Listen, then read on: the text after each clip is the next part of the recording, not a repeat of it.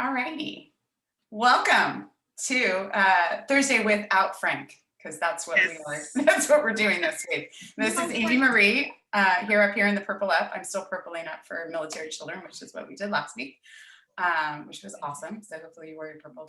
And the purple on the top of the building, like that was. It's been a really amazing, amazing month for our mil kids. Earlishia Oates is our VP of Advocacy for HCCPTA, and she's joining me, and we are doing a summer camp roundup with a few different organizations here in Hillsborough County. We've got Aaron from the Tampa Y, we've got Sandy from Fiddlers, which is the Florida Diagnostic Learning and Resource System of Florida. And then Michael McManus is from Hillsborough County Public Schools, and you deal with host. That's correct. Yes, ma'am. I'm the supervisor for host programs in Hillsborough County Public Schools. So we're gonna learn all about host. If you don't know about host, it's probably one of the coolest things in the Hillsborough County Public Schools. We had a big host program at the middle school I was at, and it was so cool because all the teachers, a lot of the teachers, they work in the summer, and so if you do have a student moving into like middle school and you do host, they get to meet all these teachers, which is kind of a really cool thing, especially if they're coming into middle school. Like Walker was where we were at, and it was like all these kids from everywhere were coming to the school. Right. So meeting a couple teachers was kind of nice because it was like kind of scary to start middle school and not know anybody at all. So, all right. So I just want to remind everybody our general meeting is this Saturday. For all those that don't know, we have elections this Saturday, and we're all up for re-election. We do it every year, so hopefully you registered and hopefully you're coming. If you're not, bummer. But we will stream our awards. We'll be streaming on Saturday live on our Facebook page. So if you wrote an award, get on our Facebook page and see if you won. So I'm excited. I hope we won something. I'm always excited for Robinson High School to win everything. So anyway, who would like to talk about their program first? We want to learn all about. You didn't introduce Erin. You forgot YMCA. No, I did. Did I? Didn't? Oh my God. Did she? Okay. I just feel like everybody knows you because you're so awesome. You did. I was first, so you're good. So you're first. We're gonna let Erin go first. I've known Erin a long time, and she is amazing. So we're gonna let Erin go first. She works at the Northwest YMCA. Thanks, Amy. So yes, I work for specifically the Northwest YMCA in the Town and Country area, but I do have lots of information about our Ys in the Tampa area. We also have a Y from our association in the Pasco area as well. So one of the cool things about the Y is that we offer camps from rising first graders, so kids who have finished kindergarten and are going into first grade, all the way up to rising 8th and 9th graders, depending on what camp you're going to. My Y in particular offers camp for rising 1st through 6th graders. The Y in Bob Sierra offers camp for rising 1st through 9th graders, same over at Camp Christina in Riverview. So we've got options everywhere around the Tampa area. And so not only do we offer a variety of age groups, we offer a variety of camps as well. So we have our traditional activity central camp where kids can kind of do a little bit of everything. Every camp swims every day. They'll do craft sports, team building, all of that. We're also going for ACA accreditation this year, which is the American Camping Association. So we've got over 300 standards to meet to make that happen. So lots of different things going on there. And then at Bob Sierra or Camp Christina, they've got high ropes courses. At Camp Christina, they've got horseback riding and archery and all sorts of fun things like that. So we've got lots of different options there. And one of the coolest things about the YMCA is that we are a nonprofit. So our goal is to be able to offer financial assistance to those who need it. So to apply for that, we just need a copy of your most recent tax return. If you didn't file, we can accept an on-filing statement and then a copy of pay stubs or something showing us your income. And then your up to 35% can be approved by anyone in our Y that is approved to approve what we call open doors. but anything above 35% needs to go through the executive directors of every center. So there's a little bit longer of a wait process there, but we do want to make sure we can help as many families as possible. So while it is a longer wait, it's certainly worth it. And so, yeah, to register for our camps, you just need to jump onto tampaymca.org and click through from there.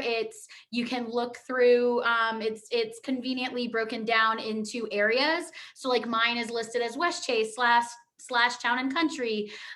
So wherever you are, it'll be pretty easy to find. So lots of great options there. It's a big county, so Yes. and there are lots of Ys. I've been to most. Yeah, of them, I so. believe we have 10 different locations offering summer camp, including we have a golf program that focuses on that's remote at different golf courses. We have a location at Sulphur Springs.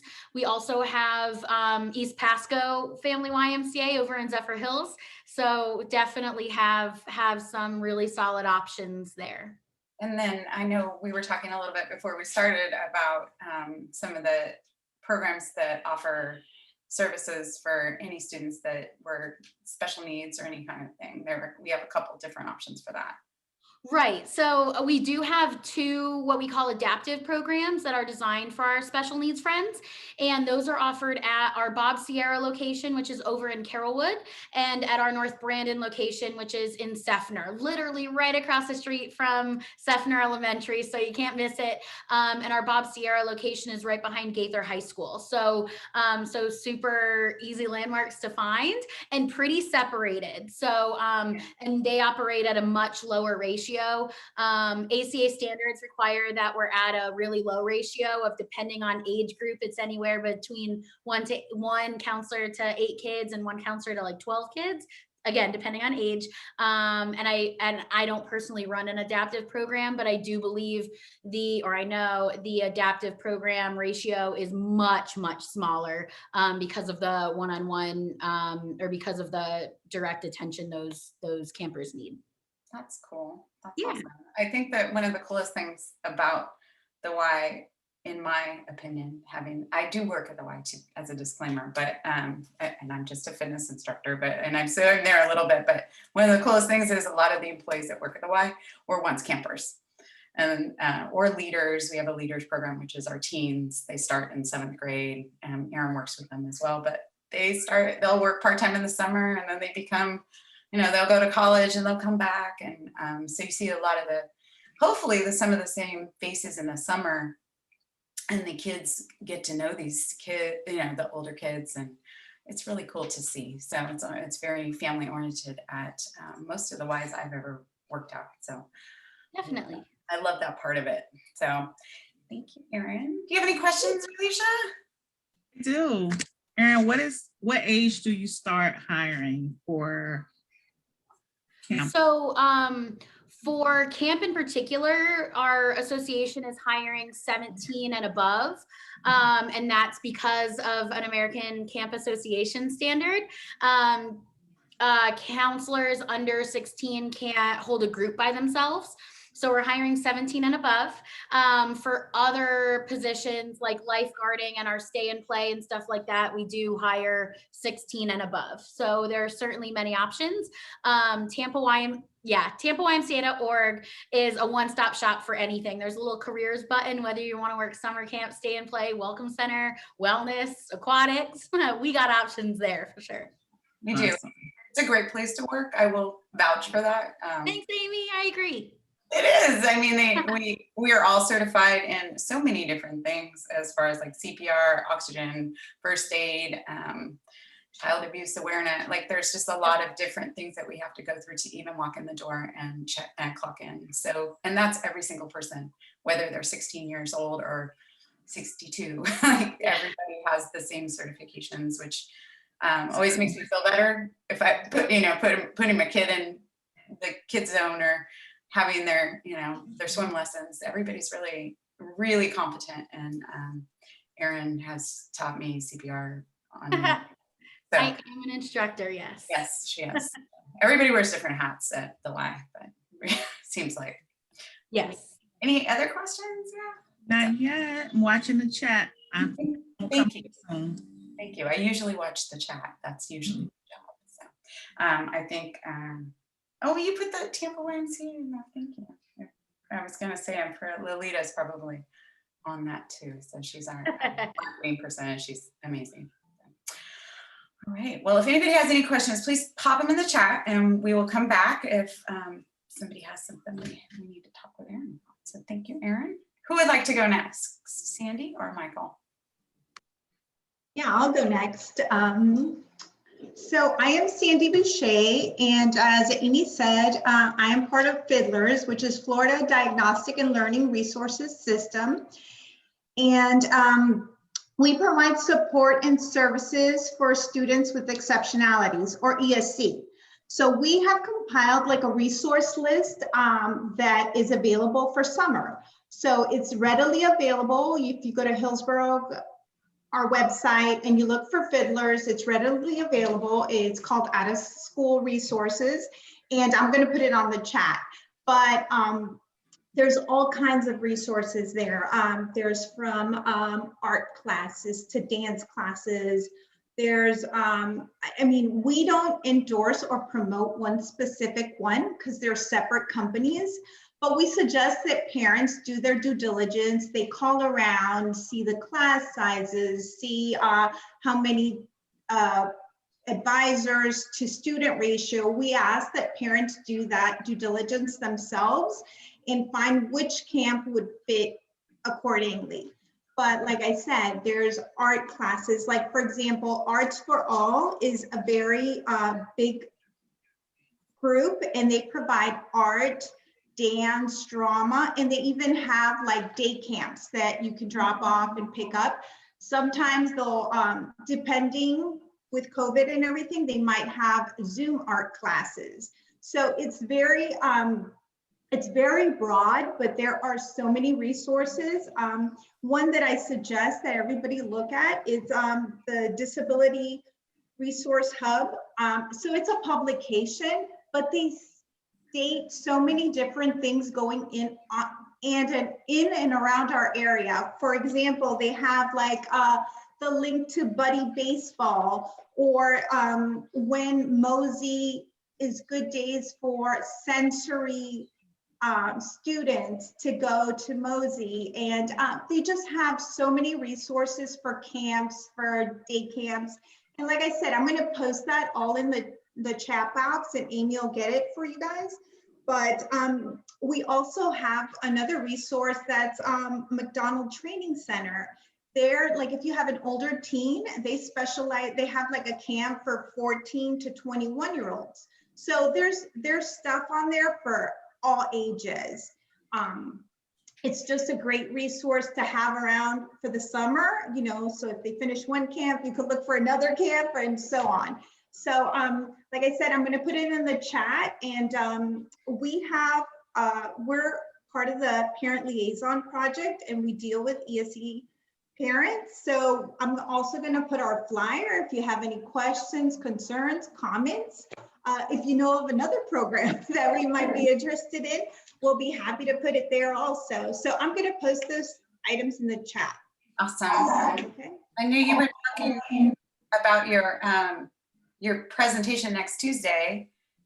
You were going to do, and she does a lot of presentations in Spanish, which is always really nice. Yeah, so we're providing one on Tuesday. We're talking about when you're out of school, what are you going to do? So it gets expensive to do camps all the time. So there's various options that we suggest that parents can do in the summer. The one I have on Tuesday is in Spanish. We just had one this morning in English, and it will be up on our website, I think. We're just gotta edit it and stuff, but so on Tuesday, we will be providing that resource in Spanish, and I'm gonna also put the flyer on the chat, in the chat. Also as well.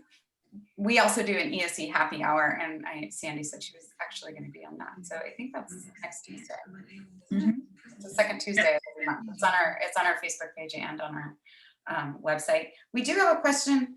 Are there scholarships, financial assistance for low-income families to attend any of the summer camps being discussed? sorry if this information was already shared, but she was a little late. So I know Erin talked a little bit about the YMCA definitely has scholarships available and financial assistance. You just have to bring in your tax return. Yeah, it's the 240 form, I believe. Yeah. And we also accept non-filing statements if you haven't filed, and then we would just need some proof of income. And then for most families, families that make less than $60,000 qualify for some type of assistance. And even if you make right around then, our form is designed to write why you need assistance, especially this year. If your tax return says one thing, but you made another because of COVID, there's certainly room to write that down so we can try and help you out. Sandy, do you have any information on like any of the I programs? don't have it readily available. Like I said, I can find out. You can contact me and I can find out. I don't know at the moment. There's none that I can think of right now for the summer. No. So the host program also honors scholarships, if you will, through the School Readiness and the Early Learning Coalition. So depending on the household income, as Erin did make mention, and there's proof of that, obviously, that we require that they can actually apply for that funding, and it would augment, if not offset, the complete cost of the program cost. Awesome. Well, that's a nice segue. So why don't we talk about host? Okay. So host is a fee-based program. I wouldn't say it's similar to YMCA because YMCA does a lot of community-based initiatives, and we love to partner with them through Hillsborough County, but we do offer some of the same types of services. We provide morning and afternoon care for our students in Hillsborough County. So parents and families, students are able to utilize that morning program for a certain amount of time, depending on what the grade level it is, elementary, middle, and we have a very few amount of high schools that are afternoon only. And then we have the afternoon program, obviously, and depending on the school times, those times can vary from elementary, middle, and high school as well. Predominantly, we're mostly in elementary. We have 101 elementary schools that we do serve. We have roughly 33, or I can't remember, it's 31, 32 this year, middle schools that we serve, and we have a few high schools that we serve for the VE, EBD, a lot of varying exceptionality things that are going on. So we're just providing services for them. We are moving into our summer programming. There is a different fee associated with that than there is during the normal school year. Obviously, coming out of COVID, some of the activities that we do or trying to provide this year aren't as vast as they have been in the past, because we're still trying to adhere to those COVID CDC guidelines. So we do have a lot of vendors that are approved through the district that are pushing into our schools to provide some of that variety for our students, along with STEAM, drama, chess clubs, things of that nature. Predominantly, we have a good amount of teachers during the summer programming that are actually involved with the host initiatives, along with primary host employees as well. That's amazing. I love hosts. So on average, I don't know if it matters, during the summer programming, on any regular school year, it's roughly 6,000 to 7,000 students we service during the summer. During a regular school year, it's about 12,000 students. Obviously, within the COVID space, those numbers aren't as large as they have been in the past, but we're still providing those services for students that are showing up. And then, back part of that is with families, very, I don't know if scared is the right word, but they're not very happy with the COVID space, and it's hard to get out of the house if you're not sure if you're immune deficiency compromised, things of that nature. Our staffing has gone down drastically. So it has organically put us into spaces where we don't have enough staff or students. So we do have wait lists at a lot of schools because it's just hard to get staff right now. And we're hoping to get out of that space very shortly so we can get back to servicing more students, our most neediest community, along with everybody else. Is host hiring right now? We are always hiring, but again, yeah, we're hiring, but as most people know, the minimum wage is going up, and we're trying to compete and stay competitive with that, and that's always a give and take relationship. So we are hiring, yes, ma'am.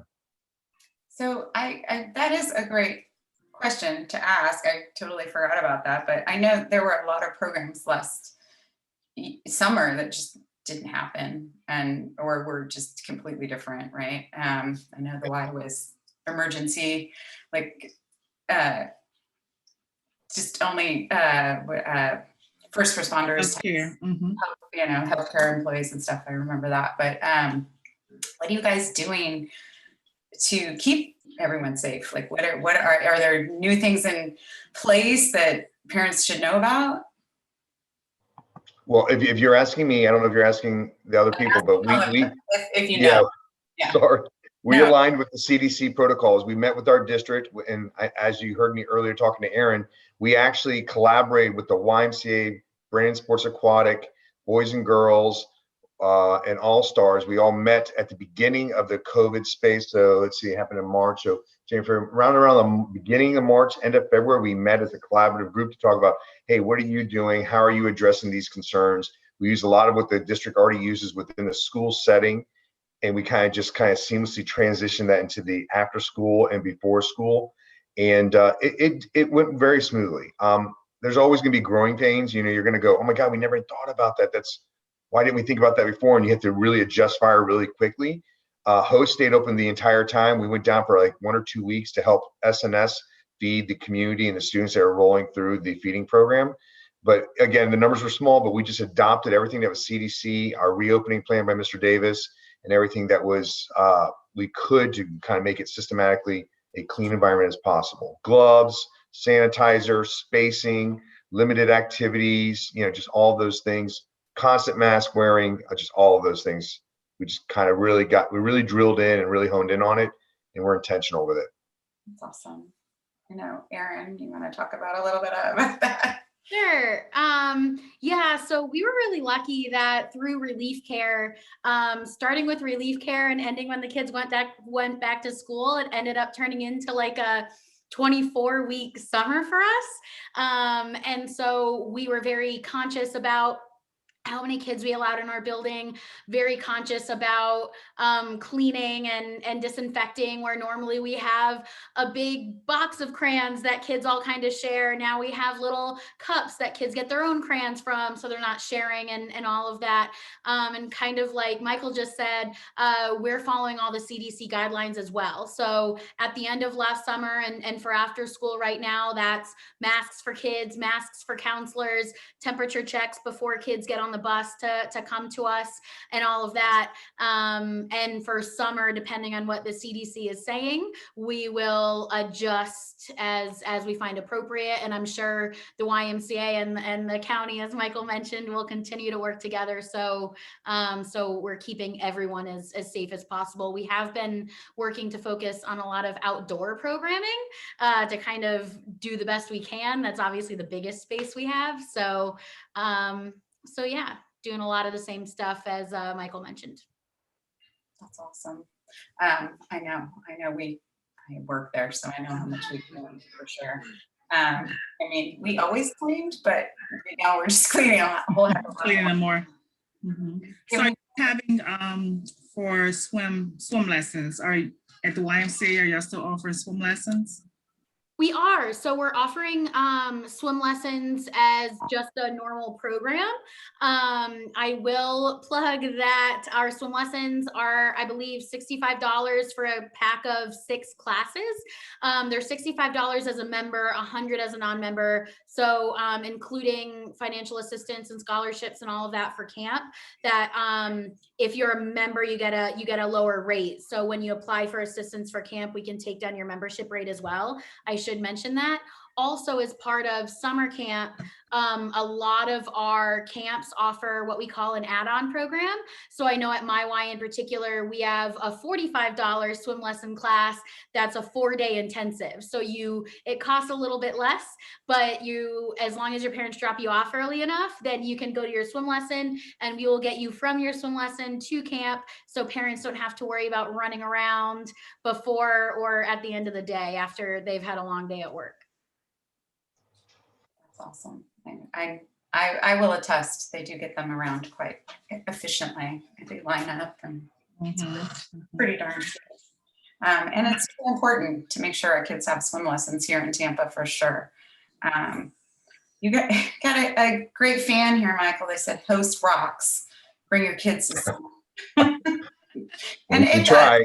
It's pretty cool. And I was saying before, like, it's kind of cool because a lot of the host programs are run by, the teachers are working there. And if maybe you have a student who hasn't been to the school before, it's a nice way to get their foot in the door and kind of like meet people, and it's not so awkward in the first. Well, yeah, and it's a nice seamless transfer from the regular school day into the after school programming. So when you have a teacher that's already built that relationship during the school day, whether it's teacher or primary host person, and then it seamlessly moves into that from the academic piece, from the social emotional piece, the kids are a lot more eager about being there. So I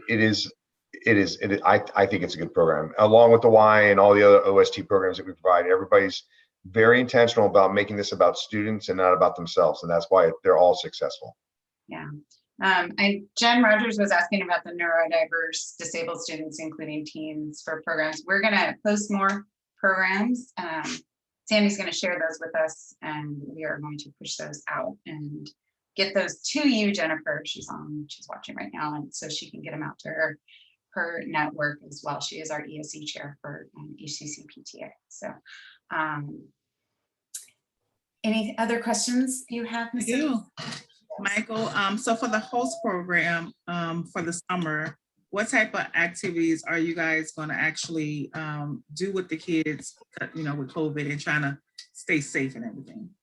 Great question, Ms. Oates. So we're going to continue with some of the things that we've already provided in the past. It's a lot of our creative arts, our canvas paintings.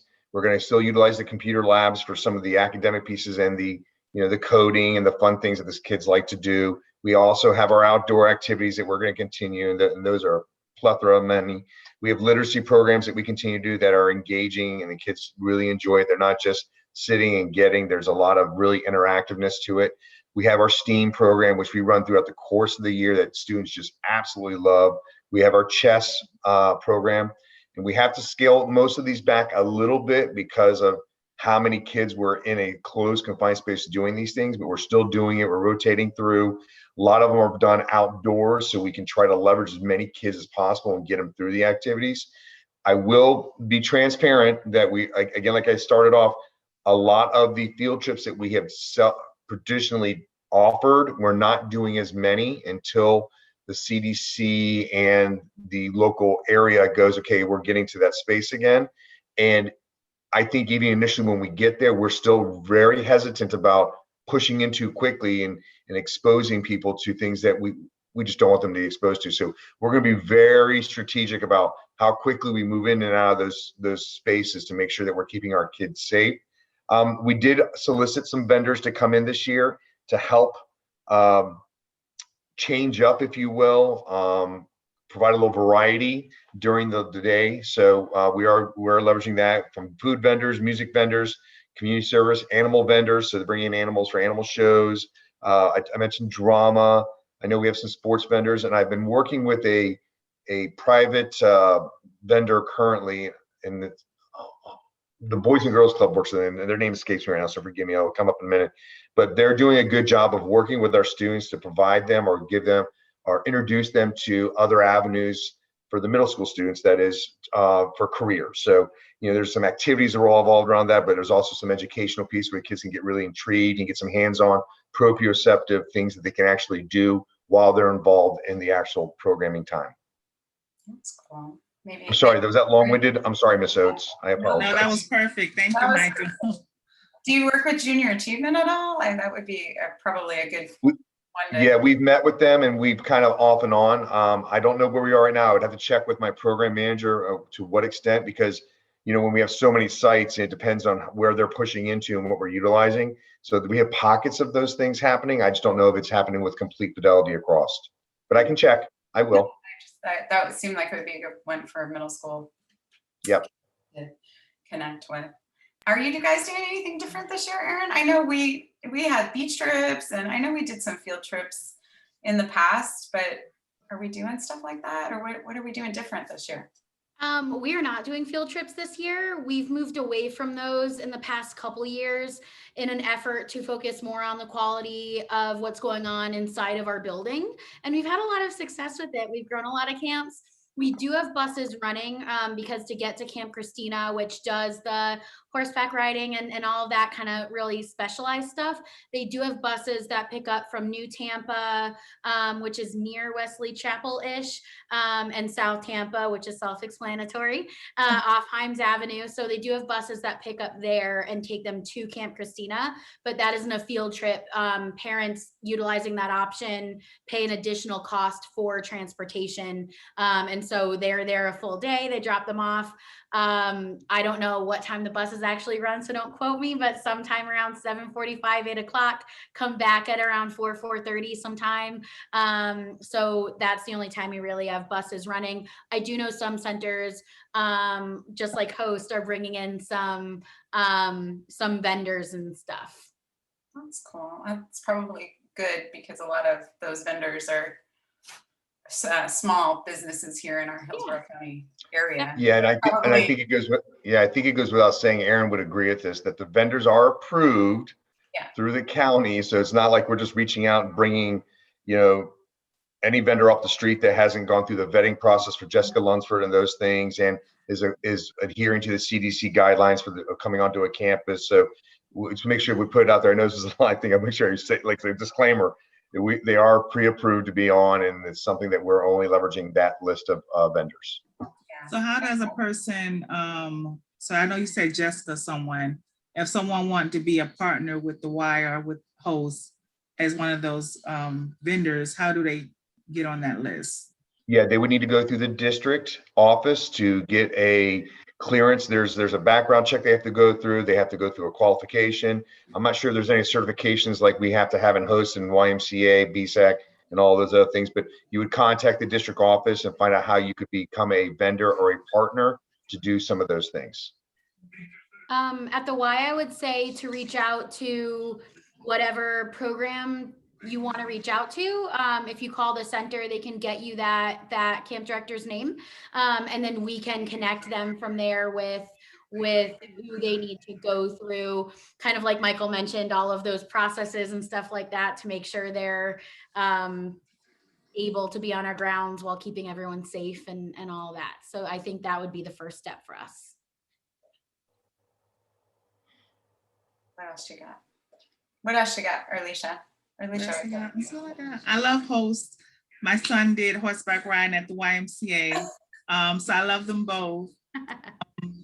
So that's good information, especially Host, because in the district I live in, District 5, a lot of our kids are using the Host at Sulphur Springs, Shehigh. Yes. Are utilizing those programs. And it's good to know that they can get a discount on that weekly fee, because that's some of the issues that parents were having, they couldn't afford. And that, what a great point, because so forgive me, I've been in this space now for about a year and a few months, and we came on, we're being very intentional about how we're communicating and what we're communicating to our stakeholders, which would be our families and students. And we saw a huge uptick from December 2019 to now in the amount of school readiness applications for the Early Learning Coalition that have been processed and put on the list to be approved. And it's a testament to people may not have known what they didn't know. So now they're aware, oh my God, there's a way to get in and still get great programming at maybe not a huge price. And I will say this, what we charge for Host is not huge compared to the private industry. And that doesn't mean YMCA, BSAC. I'm just talking about if you get a regular private childcare, no food, no academics, and they watch you for 8 hours, 4 hours a day, we are half of that cost. So we offer a great service for a very nominal fee. And then it comes at a cost to the program because we're trying to make sure we are self-sustaining. Every dollar or penny we make is what we use to pay for payroll and the services for students.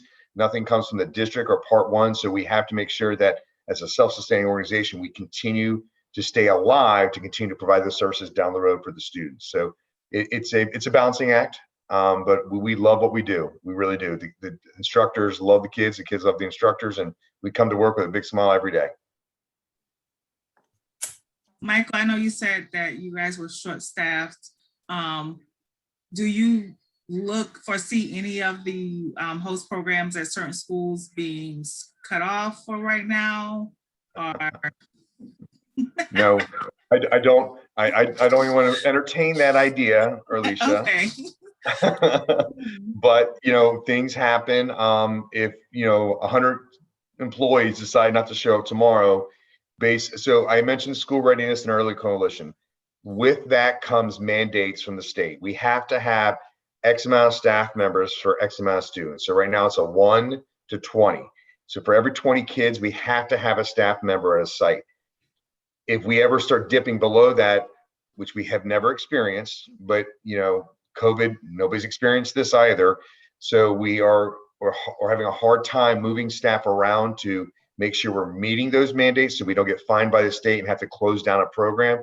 And God forbid, if we have to do that, then we can't provide any services at the respective school. And then we have to start asking or advising our stakeholders, if you want to take advantage of the program, it no longer exists at your school, you have to go down the street.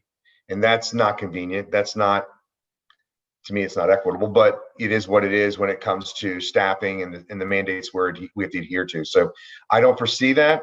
I hope nobody brings that up ever again. But I'm not going to say it wouldn't happen if something bad were to happen. If we have another phase of COVID and hundreds of more employees don't show up to work. I mean, we got close this year. Luckily, we have a huge staff that came back and was like, we got to be here for the kids. But I can't foresee the future. But I don't think so. And I'm keeping my fingers crossed with you, Ms. Oates. I'm right there. crossing with you. Yes, I got you, Michael. Do you have self-contained host in the summer? Do you do ESE?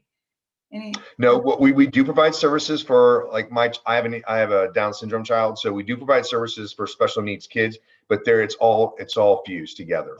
So we have mandates, we have protocols that a child they have to be potty trained, they've got to be, they have to be already enrolled in Hillsborough County Public Schools with a student number, kindergarten up. So, and they have to be able to adhere to standing in line and doing some of those things. And look, I taught elementary. Some of those kids can't stand in lines for more than 3 seconds. I was that kid. I was always in trouble. I was never doing what I was told to do. So when I look at those kids, I'm like, I got this kid. I know what this kid's going through. So we do have protocols we'd like them to follow so they can make the program as enjoyable for everybody else that's experiencing it. That can include, we have hard of hearing, deaf, blind, ESC, EBD, VE kids that do go from the regular school day into our host programs. And we try to be very intentional with the programming, differentiate what we're doing with those particular students while not taking away from everybody else. It almost mirrors a regular classroom day. And being a previous instructor, administrator at a building district, I expect that from my staff. That it's not always easy. There are some challenges, but we do have high expectations for providing those services. That's awesome. That's awesome. Any last words we would like to say? Any last questions anybody has? Anything come up in your brain that you wanted to share about your program with families? You guys have been amazing. I appreciate this. I know families are I think people really want to put they want to do things this summer because nobody did anything last summer. So Earlishia said, we should really do something on summer camps because kids might actually go to summer camp this year. So one can hope. My kids are going to summer camp this year. So are they? Okay. Mine's too old. Mine should work at summer camp. I wish I could go to summer camp. Yeah, me too. I will tell you, I had a principal who always said, host is the best deal in town. And I always send my kids. Listen, full transparency. I hope nobody's listening, but I'm the supervisor host. So I do during summer, go to programs and I run around and play with the kids really quick. Don't tell anybody. Please don't share it. Wait, is this live? Oh no. It's very live. With the kids is always the best part. I think Aaron will attest to that. I was a PE teacher at the elementary, middle, and high school. That's the best part, the kids. That's what keeps you going. High school students are my favorite right now. So they're so much fun. They're so much fun.